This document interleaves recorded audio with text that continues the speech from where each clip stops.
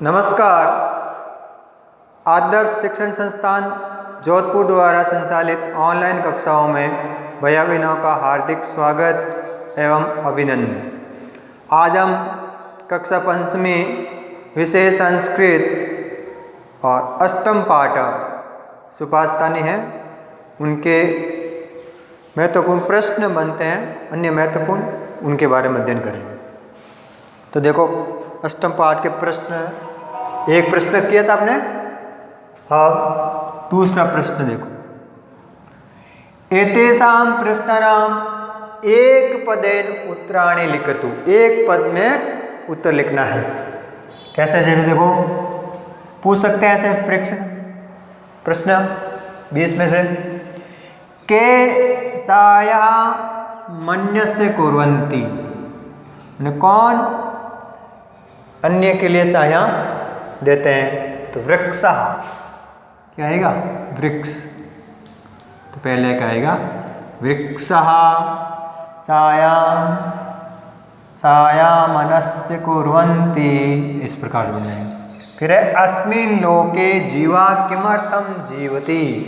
इस संसार में है किस लिए जीते हैं? लोग किसके लिए जीते हैं? अपने लिए जीते हैं, आत्मार्थम।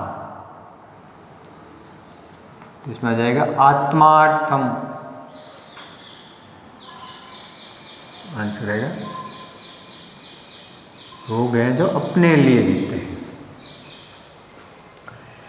फिर है अगला प्रश्न, वृत्तम केन संरक्षित।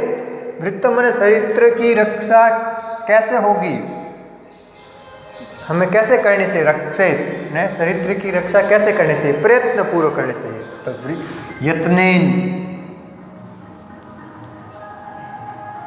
यत्नेन संरक्षित है ना, वृत्तम यत्नेन संरक्षित। हमें अपने चरित्र की प्रयत्न पूर्वक रक्षा करनी चाहिए। तो यत्नेन आ जाएगा। फिर है धीमताम कालकेन गच्छति। है धीमता माने बुद्धिमानों का समय कैसे व्यतीत होता है, कैसे गुजरता है। तो धीमताम कालकेन, उनका विधि जो बुद्धिमान है उनका समय काव्य शास्त्र विनोदन है। तो इसका हो जाएगा काव्य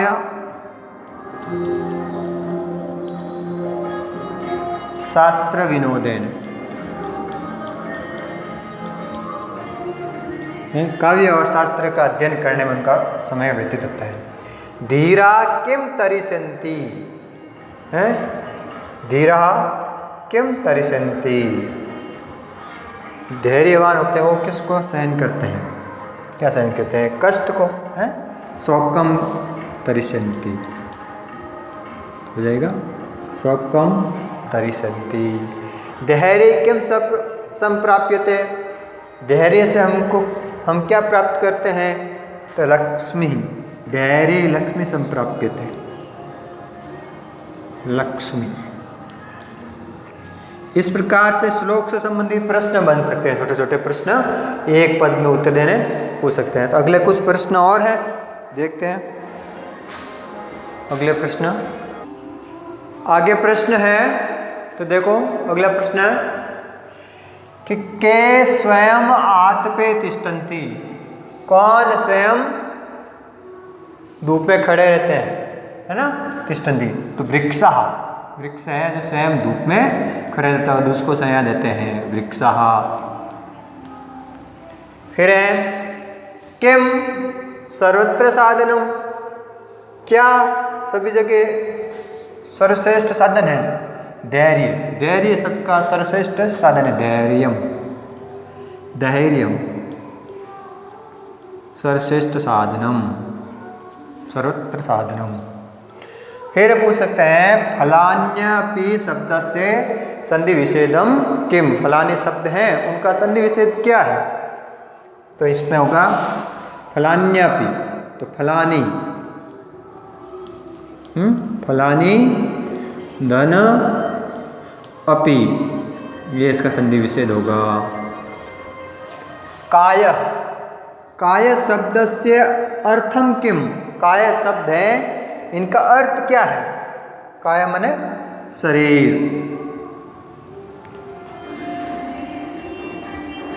शरीर। इस प्रकार से ये अन्य महत्वपूर्ण प्रश्न बनते हैं सुभाषतानी पाठ से संबंधित हैं। इसके साथ ही अपने अष्टम पाठ सुभाषतानी है समाप्त होता है। आप श्लोक हैं वो कंठस्थ याद करेंगे सभी श्लोकों को। अगला कल पाठ का अध्ययन करेंगे। नमस्कार।